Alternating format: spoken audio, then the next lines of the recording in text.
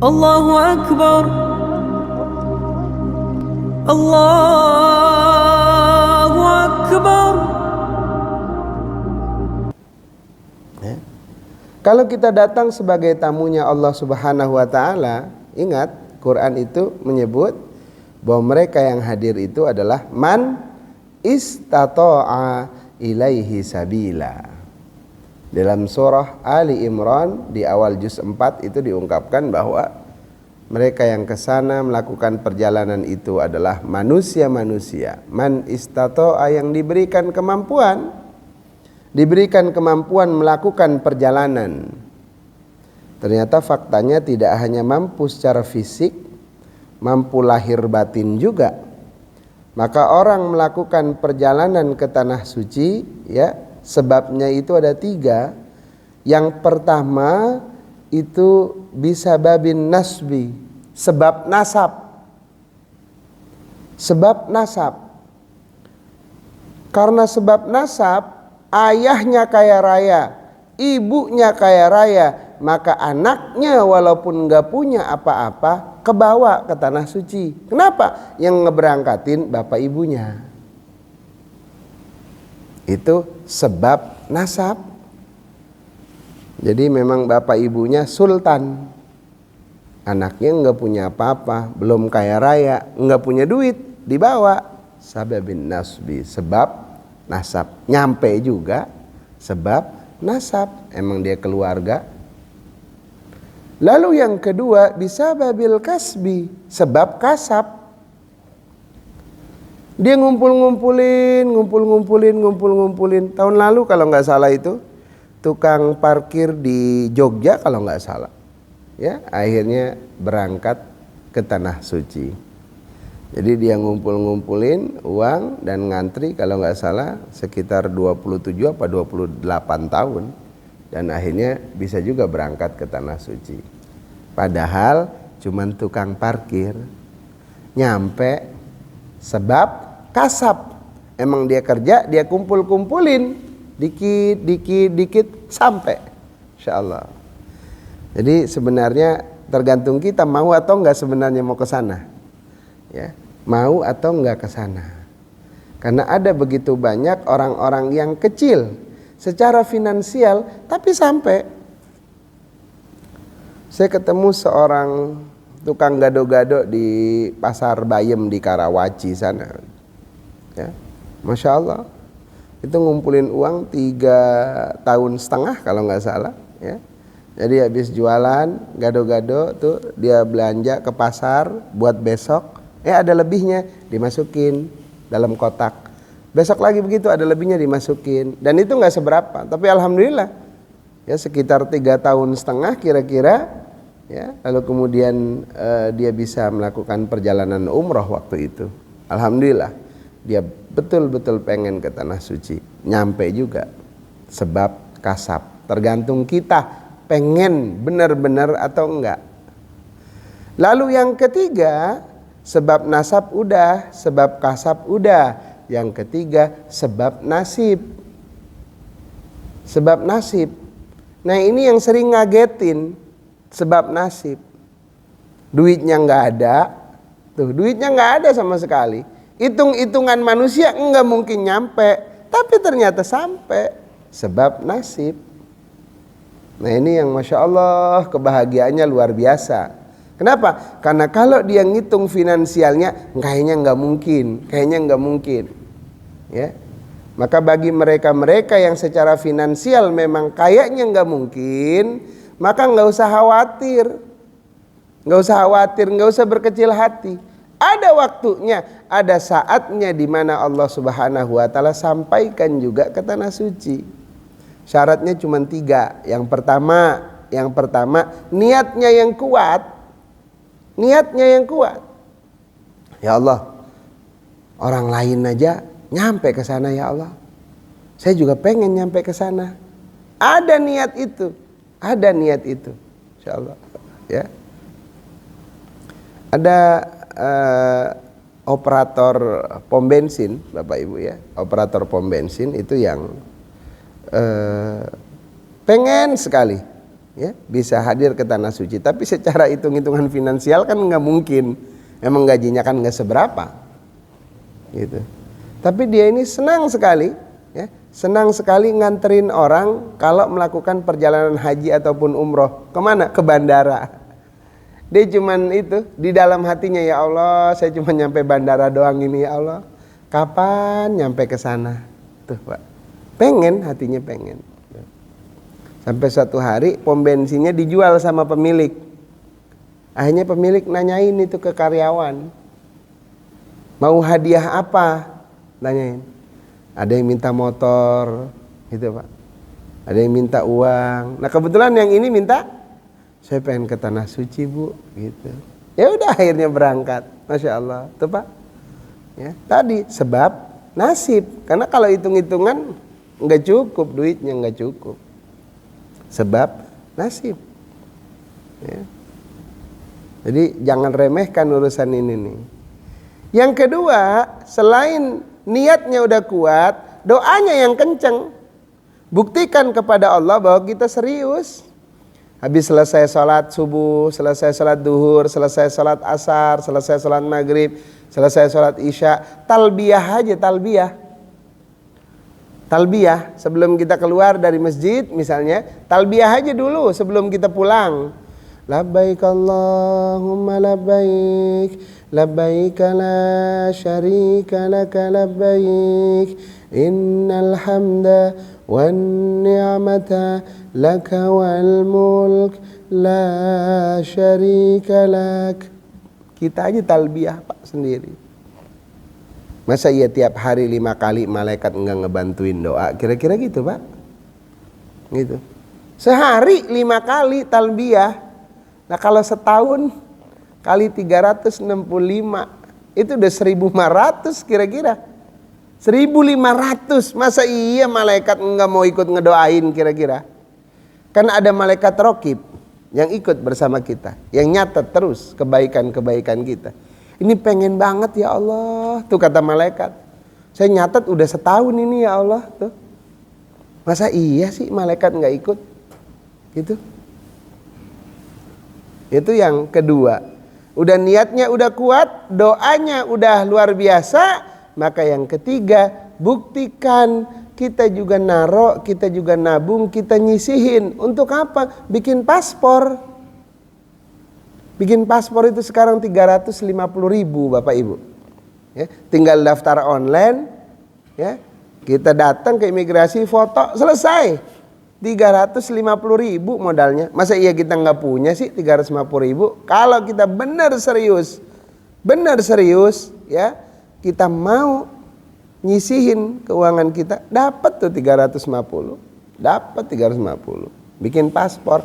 Sekarang paspor 10 tahun masanya. Masanya 10 tahun. Dulu 5 tahun. Sekarang udah 10 tahun.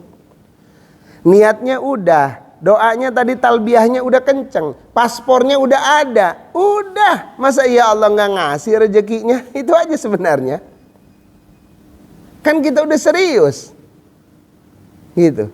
Serius doanya udah. Serius niatnya udah. Serius paspornya udah. Nah gitu.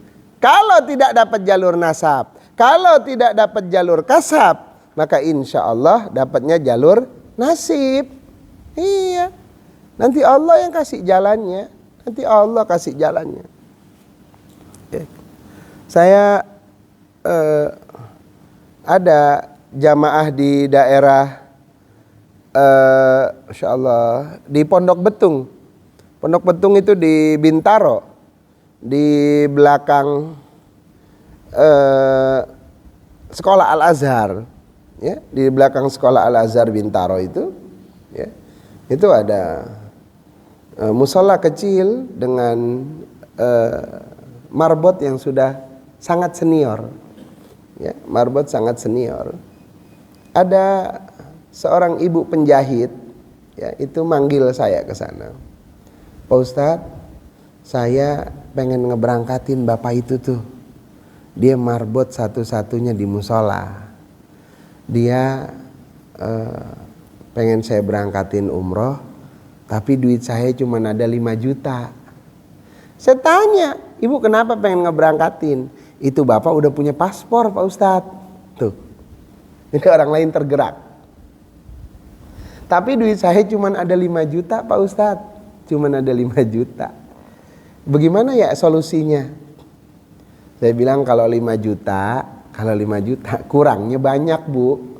Kurangnya banyak. Tapi gini aja deh Bu. Tolong panggilin marbotnya, panggilin. Dipanggil Pak ke rumahnya. Kita ngobrol. Saya bilangin, Pak, ini ibu baik banget. Beliau punya tabungan 5 juta, mau dikasihin ke saya nih. DP buat ngeberangkatin bapak umroh. Saya tanya, bapak punya enggak kurangnya? Kan kurangnya banyak, saya bilang gitu. Dia bilang apa? Enggak ada Pak Ustadz, enggak ada. Ya Allah, saya bilang. Ya udah gini aja Pak, gini aja. Ini DP saya pegang, bapak saya berangkatin. Pulang dari tanah suci, ntar bapak nyicil ke saya setiap bulan. Apa dia bilang? Nggak ada yang buat nyicilnya Pak Ustadz. Tuh Pak, emang nggak ada. Ya, nggak ada. Emang nggak punya. Ya, emang nggak punya. Insya Allah Pak. Ya. Jadi akhirnya ya sudah, bapak doa aja yang kencang, saya bilang gitu. Mudah-mudahan nanti ada rezekinya, saya bilang gitu. Apa dia bilang? Saya masih ingat sampai hari ini. Ya, disampaikan begini Pak Ustadz, saya nggak pernah berkecil hati kok. Saya sebelum tarhim kata orang ya, sholawatan ngaji sebelum subuh, kan namanya tarhim tuh. Ya, itu saya sebelum tarhim, saya sholat tuh Pak Ustadz, saya doa tuh. Dan insya Allah saya yakin tuh saya juga bisa nyampe ke sana tuh Pak. Masya Allah, keinginan yang kuat tuh luar biasa. Ya. Benar Pak. Pulang saya habis acara di seminggu apa 2 minggu kemudian saya habis acara di luar kota. Kalau nggak salah di Cirebon waktu itu. Pulang saya nyampe di lampu merah Fatmawati. Di lampu merah Fatmawati, ya, saya ditelepon seorang pengusaha. Ya. Telepon, Ustadz lagi di mana? Lampu merah Pak Haji ini, dekat rumah. Saya bilang gitu. Fatmawati, iya, mampir ke rumah, mampir gitu. Ya udah saya belok ke kiri, Pondok Labu. Mampir saya ke situ. Kita ngobrol. Jam 9:30 kalau nggak salah, saya pamit Pak, saya pamit. Pas saya keluar dari pintu, saya keingetan ini Bapak. Saya bilang, Pak Haji mohon maaf, Pak Haji kan pengusaha, teman-temannya kan banyak pengusaha yang lain, tolong kumpulin ya, saya bilang gitu. Ayo kita saweran. Ini ada orang baik, penjahit, ngasih duit saya 5 juta, pengen ngeberangkatin marbot musola. Ayo kita saweran, pengusaha-pengusaha teman Pak Haji kumpulin, kita saweran ayo. Mudah-mudahan kita bisa berangkatin ini orang. Saya bilang gitu Pak. Ya Allah, emang rezekinya. Beliau tersenyum. Dia tepuk pundak saya, Ustadz. Udah. Itu dapat duit berapa DP-nya? Ada 5 juta Pak Haji. Saya bilang gitu. Kurangnya masih banyak, saya bilang gitu. Dia bilang apa? Udah kurangnya saya yang nambahin semuanya. Allahu Akbar. Saya cuman pesan 1 Pak Ustadz. Saya cuman pesan 1 aja. Apa dia bilang? Pak Ustadz minta tolong, jangan pernah nyebutin nama saya ke yang bersangkutan. Coba Pak. Jangan pernah sebutin nama saya kepada beliau. Gitu Pak. Itu buat ngejaga biar saya nggak hitung-hitungan. Sampai hari ini Pak, ya, beliau yang udah berangkat itu nanya sama saya, nggak pernah saya kasih tahu. Dia pengen tahu siapa sih Pak Ustadz, nama orangnya. Saya pengen doain di Mekah, saya pengen doain di Madinah. Saya bilang mohon maaf Pak, orangnya nggak mau. Kenapa? Emang beliau tulus pengen ngebantuin, pengen ngeberangkatin. Gak ada urusan-urusan lain. Sekarang nyari yang begini langka Pak. Nyari yang begini sekarang susah. Karena sekarang semua kebaikan-kebaikan orang kepada orang lain biasanya diupload di media sosial. Kan gitu. Coba liatin. Ya. Ada artis kalau lagi bagi-bagi gitu, pakai media sosial. Kalau mau ngebagi, mau bagi aja. Bagi-bagi aja. Gitu. Belajar untuk menyembunyikan kebaikan yang kita berikan pada orang lain. Memang gak ada salahnya ya, kita berbagi diketahui oleh orang lain. Tapi ketika kita bisa menyembunyikannya, Masya Allah, kita ngejaga hati. Takut hati kita jadi ria, takut hati kita jadi sum'ah. Gitu. Dan Alhamdulillah Pak, sampai ke Tanah Suci, Masya Allah. Rezekinya sebab nasibnya baik dan dia serius memang ke Allah, serius ke Allah dan sampai juga Masya Allah. Kalau bicara sebab nasib Pak, memang banyak kejadian-kejadian yang memang gak masuk akal ya. Ada ibu-ibu itu datang walimatus safar telat, datangnya terlambat. Ada walimatus safar, ya orang mau berangkat umroh, dia telat. Karena telat, dia nyebrang jalan, buru-buru Pak. Nyebrang jalan raya itu buru-buru. Karena buru-buru nggak lihat kanan kiri, nggak tengok kanan kiri. Dari jauh ada mobil Pak. Untung mobil itu nggak ngebut Pak. Ya, akhirnya yang nyetir itu masih sempat ngerem. Tapi yang emang ibu itu emang ngagetin ya keserempet juga. Keserempet Pak. Akhirnya apa? Si bapak tanggung jawab. Dibawa ke klinik Pak. Alhamdulillah di klinik gak apa-apa. Kakinya cuma beset aja. Apa kata si ibu setelah selesai dari klinik? Pak minta tolong anterin balik saya lagi ke tempat yang tadi. Saya gak apa-apa Pak. Apa kata si bapak? Emang ibu mau kemana sih? Ibu buru-buru banget tadi nyebrangnya. Apa dia bilang? Ada orang mau berangkat ke Mekah Pak. Saya tadi udah telat makanya saya buru-buru gitu. Saya biasanya hadir Pak, gak pernah saya telat begini. Saya senang banget kalau ada orang mau berangkat begitu saya hadir. Apa kata si bapak? Emang ibu belum pernah sampai ke sana? Belum pernah Pak. Karena nasib Pak. Allah gerakkan hati si bapak ini. Dia bilang apa? Ya udah, ibu saya yang berangkatin. Ya Allah, sebab apa Pak? Sebab nyebrang nggak tengok kanan kiri. Tuh. Emang nasibnya baik. Nah coba kita nyebrang di sana Pondok Cabe. Iya, pengen nyobain gitu kata Ustadz. Ada yang sebab nasib tuh. Nah, nyobain dah nyebrang nggak pakai tengok kanan kiri Pak. Iya. Kalau nasibnya nggak baik, habis kita dihajar angkot. Iya kan gitu Pak. Tapi kan tadi sebab nasib, memang nasibnya baik, nyampe tuh, ya Allah, tuh Pak. Ya. Maka itu sebab nasab, sebab kasab, sebab nasib nyampe juga ke Tanah Suci. Dan apa yang menarik, Quran itu mengingatkan kita, inna awwala baiti wudi'a lin-nasi lalladzi bi Bakkah. Sesungguhnya rumah awal yang pertama kali dibangun untuk ibadahnya manusia itu di Bakkah. Hari ini kita mungkin mengenalnya Makkah.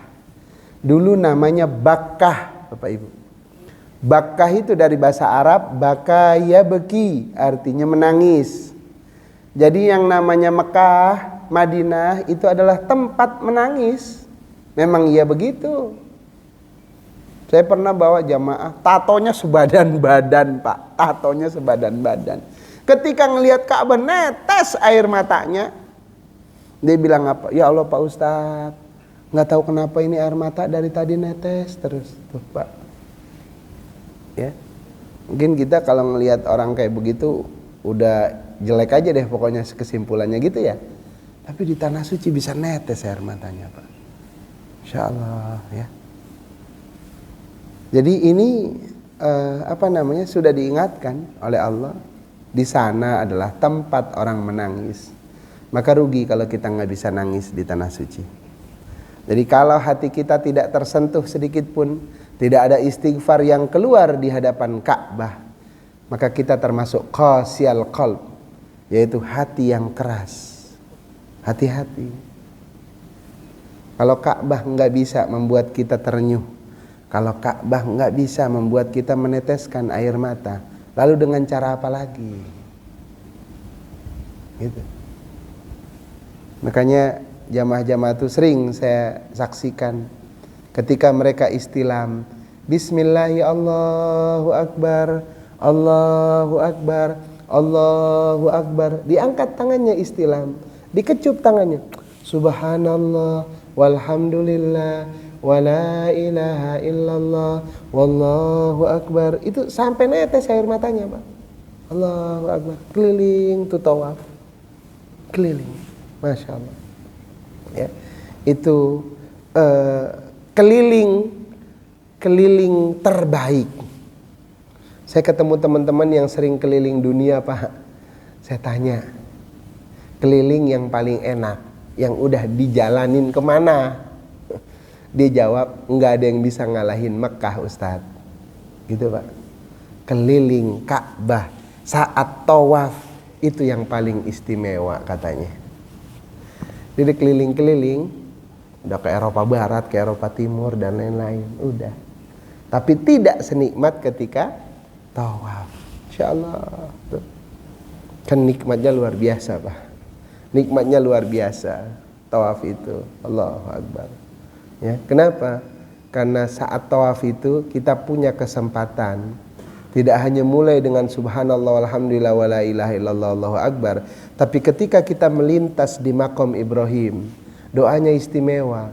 Rabbi adkhilni mudkhala sidqin wa akhrijni mukhraja sidqin waj'alli min ladunka sultanan nasira.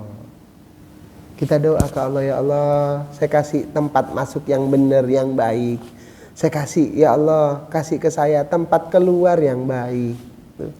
Kita mintanya itu. Gimana kita nggak berkah hidupnya setelah ke sana? Karena itu, doa itu. Bahkan ketika di rukun Yamani, kita akan ke rukun Hajar Aswad, kita baca Rabbana atina fid dunya hasanah wa fil akhirati hasanah wa qina adzabannar wa adkhilnal jannata ma'al abrar ya aziz ya ghaffar ya rabbal alamin. Mulai lagi Allahu akbar, Allahu akbar, Allahu akbar. Nggak terasa selesai 7. Cuman urusan tawaf ini kadang ya ibu-ibu itu suka ikut ngitung. Makanya saya, Pak, kalau lagi membimbing, ibu-ibu nggak saya bolehin. Awas ibu-ibu, tawaf jangan ikutan ngitung, saya bilang gitu, Pak. Kenapa? Suka-suka kita belum 7, ibu-ibu udah 7. Iya, benar itu. Ya, kita baru 6, kita baru 5, dia bisik-bisik. Pak Ustadz, ini udah yang terakhir ya. Tuh. Kadang gitu. Padahal masih belum. Kita kan punya doanya masing-masing. 1 apa, 2 apa, 3 apa, terus sampai nanti yang ke-7 gitu. Ya. Ya mungkin ibu-ibu dari senengnya, Pak. Ya, dari senengnya tawaf, lupa kehitung di tangan tuh lupa. Ya. Gitu. Apakah hanya berhenti di tawafnya? Tidak. Kita belajar satu hikmah, satu keistimewaan yang luar biasa dari peristiwa sa'i. Perjalanan dari Bukit Sofa dan Marwa 408 meter satu kali perjalanan itu kan belajar dari sebuah perjuangan seorang wanita hebat. Namanya Hajar. Hajar nyari air buat putranya. Di Sofa nggak ada air, maka dia nyari di Marwa. Di Marwa nggak ada air, kan udah tahu. Di Sofa nggak ada air, di Marwa nggak ada air. Harusnya kan berhenti. Cukup berhenti aja. Emang Sofa nggak ada air, Marwa nggak ada air, harusnya kan nyari di tempat lain. Tapi itu tidak berlaku bagi Hajar. Kalau kita pakai logika kita, nggak mau, ngapain ke sana lagi, orang di sana nggak ada air. Tapi Hajar nggak begitu, dia cari lagi ke Sofa, dia cari lagi ke Marwah, terus seperti dia melihat ada air antara Sofa Marwah terus. Dan Allah Subhanahu wa taala melihat perjuangan itu.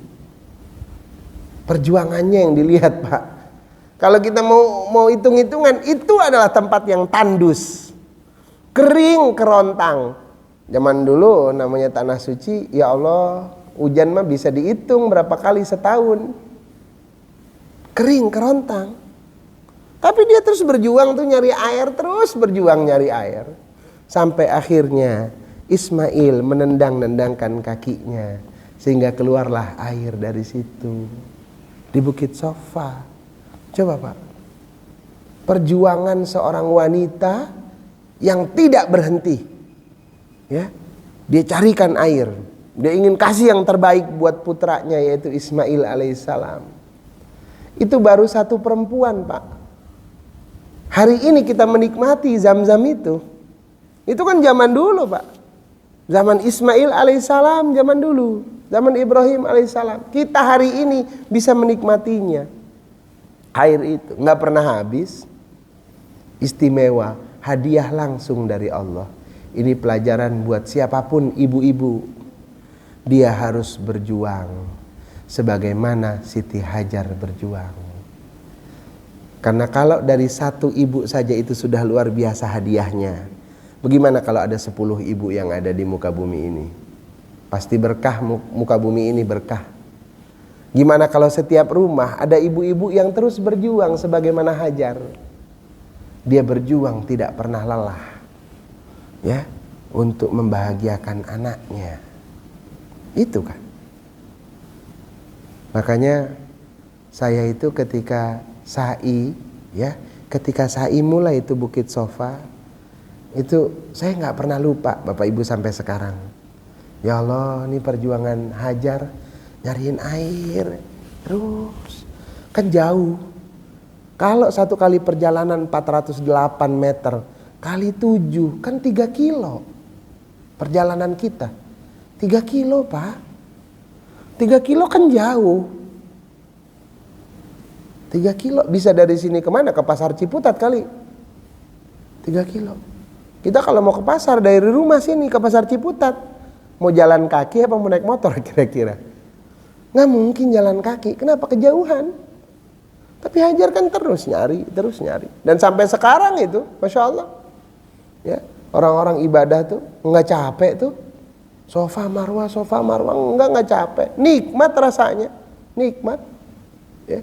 Kita udah lari-lari kecil di Rommel misalnya. Ya. Lari-lari kecil, kita lari-lari kecil, orang-orang lain ada yang sprint, ada yang lari kencang dan lain-lain tuh. Masya Allah, nggak capek.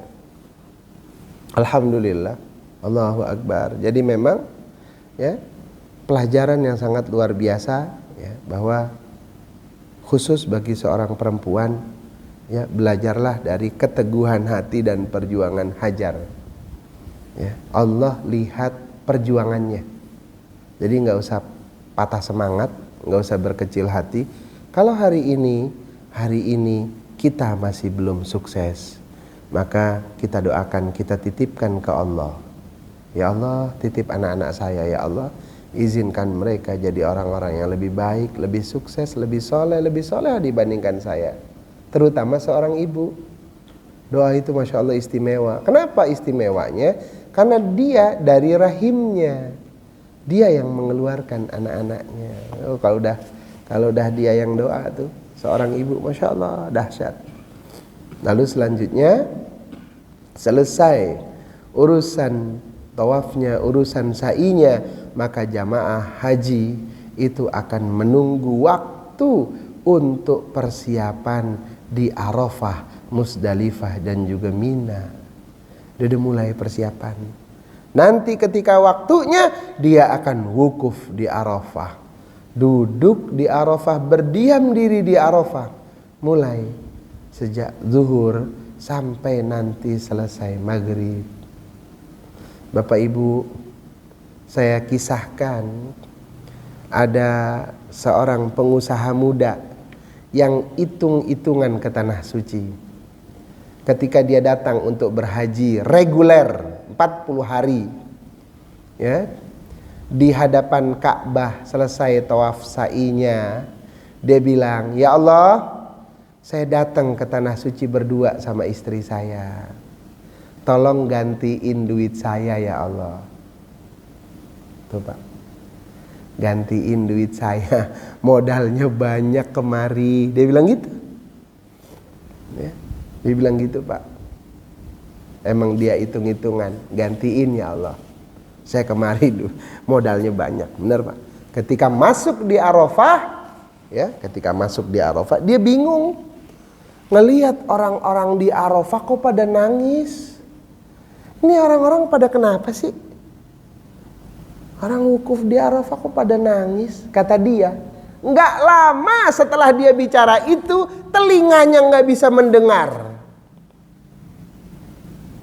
Telinganya nggak bisa dengar. Istrinya manggil-manggil, dia nggak dengar apa-apa.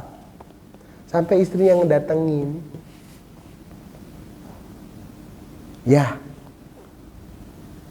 ibu udah panggil dari tadi ayah. Gitu. Tapi dia bilang, gak dengar apa-apa.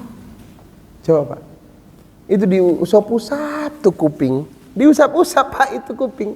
Terus aja, nggak selesai-selesai, tetap aja nggak dengar. Tetap aja nggak dengar. Kapan kemudian baru keluar istighfarnya? Ketika menjelang maghrib Pak. Ketika menjelang maghrib, sudah mau habis waktu Arafah, baru beliau ingat tuh Pak. Ya Allah, maafin saya ya Allah. Saya di depan Ka'bah hitung-hitungan ya Allah. Ya Allah, maafin saya di Arafah ini, saya ngeremehin orang. Ngapain sih pada nangis, pada netes air mata. Katanya Pak. Nggak lama dia nyebut itu Pak, azan Pak. Masuk waktu maghrib, Allahu Akbar, Allahu Akbar. Selesai Arafah Pak. Akhirnya apa dia bilang? Dia pulang sampai ke tanah air Pak. Dia pulang sampai ke tanah air, itu orang kantornya Pak, nemuin Pak. Ini masih di bandara. Nemuin, Pak Haji, alhamdulillah Bapak berangkat sama Ibu. Sebulan Bapak tinggalin, keuntungan kita segini. Memang dia punya usaha Pak. Dan betapa terkejutnya dia. Persis dengan modal dia berangkat bersama suami istri itu. Coba Pak, apa kata beliau? Pak Ustadz, di bandara saya mikir, ya Allah, pasti haji saya nggak diterima. Dia bilang gitu Pak, pasti haji saya nggak diterima. Tuh, akhirnya apa dia bilang? Tolong daftarin lagi saya buat haji lagi. Tahun ini haji saya nggak diterima, kata beliau Pak. Dan benar, daftar lagi itu. Daftar lagi yang kedua Pak. Daftar lagi yang kedua. Dan saya diundang ketika walimatus safar. Ketika walimatus safar yang kedua. Beliau ceritakan itu semuanya. Saya yakin Pak Ustadz, haji saya yang waktu itu gak Allah terima. Makanya saya pengen datang lagi buat nebus itu semuanya. Saya gak mau lagi hitung-hitungan. Saya nggak mau lagi hitung-hitungan sama Allah tuh. Tuh Bapak Ibu, Insya Allah tuh, ya. Dia mau hitung-hitungan sama Allah, ya Allah. Kalau kan Quran udah ngingetin, wa atakum min kulli ma sa'altumu wa in ta'uddu ni'matallahi la tuhsuha. Nggak bisa kalau kita mau hitung-hitungan sama Allah. Terlalu banyak nikmat yang Allah kasih ke kita. Kita nggak akan pernah mampu ngitungnya. Allah kasih kemudahan, Allah kasih kesehatan. Allah, itu nikmat luar biasa, Bapak Ibu. Nah, dulu masa Covid, itu tabung oksigen tuh luar biasa lakunya. Bahkan nggak cuma itu. Mereka-mereka yang diisolasi di rumah, kadang oksigennya habis.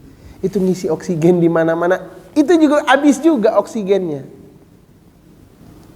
Segitu susahnya nyari oksigen hari itu. Padahal oksigennya sama Allah kan dikasih gratis. Tiap hari kita ngirup oksigennya. Bapak Ibu, saya ngerasain itu. Nyariin oksigen kesana kemari, saya muter-muter di Karangtengah, di Cinere, di mana-mana. Habis. Memang kebutuhannya luar biasa. Banyak orang yang sakit, isolasi mandiri di rumah. Gitu. Dari oksigen aja kalau kita suruh bayar mahal. Allahu Akbar. Ya. Ini Allah kasih gratis. Ya. Jadi begitulah kisahnya beberapa testimoni para jamaah yang memang mereka melakukan perjalanan haji. Selesai tawafnya, selesai sa'inya, selesai Arafahnya, lalu kemudian mabit di Musdalifah, kemudian lontar jumroh 11, 12, 13. Selesai ibadahnya, dia kembali ke tanah air. Satu, semua berharap dia mendapatkan haji yang mabrur. Hajinya diterima. Dan bagaimana contohnya mabrur? Adalah semangat di tanah suci dibawa ke tanah air.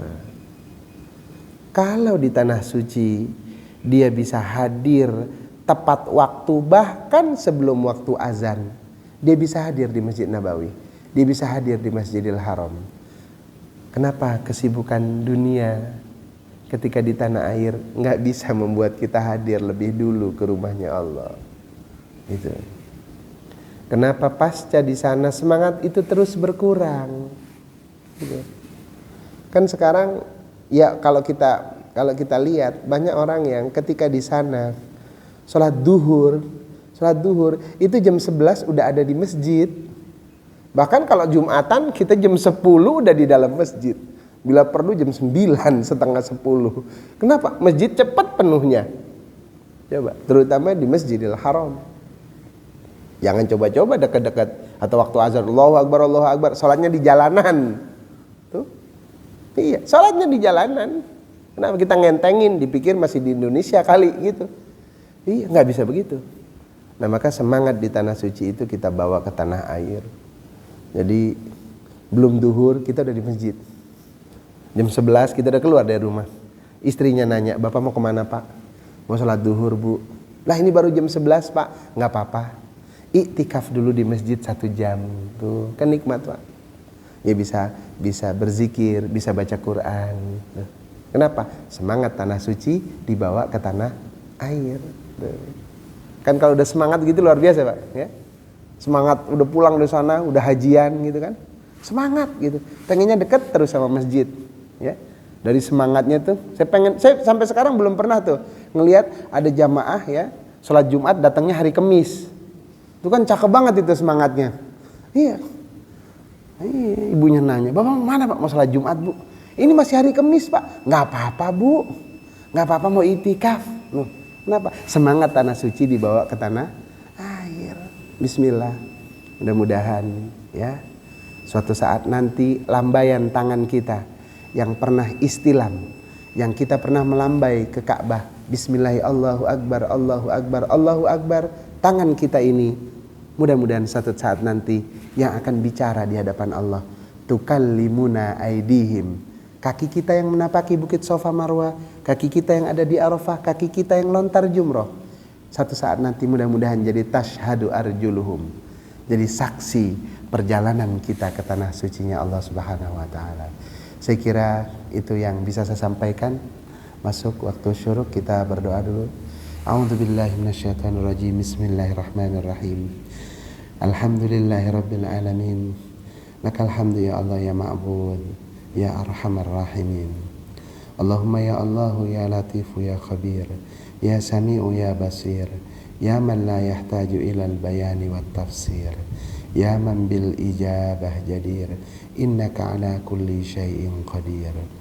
Hajatuna ilaika katsir, hajatuna ilaika katsir, hajatuna ilaika katsir, wa anta alimun biha wa basir. Allahumma ballighna ziyarah Makkah wal Madinah. Allahumma ballighna ziyarah Makkah wal Madinah. Rabbana taqabbal hajat, Rabbana yassir alaina kulla asir. Allahumma ij'al jam'ana hadha jam'an mubarakan marhuma wa tafarruqana hadha min ba'dihi tafarruqan hasanan ma'suma. Rabbana atina fid dunya hasanah fil akhirati hasanatan wa qina adzabannar. Wa sallallahu ala Muhammad wa alihi wa sahbihi wa barak wa sallam. Walhamdulillahi rabbil alamin. Al-Fatihah. الله أكبر الله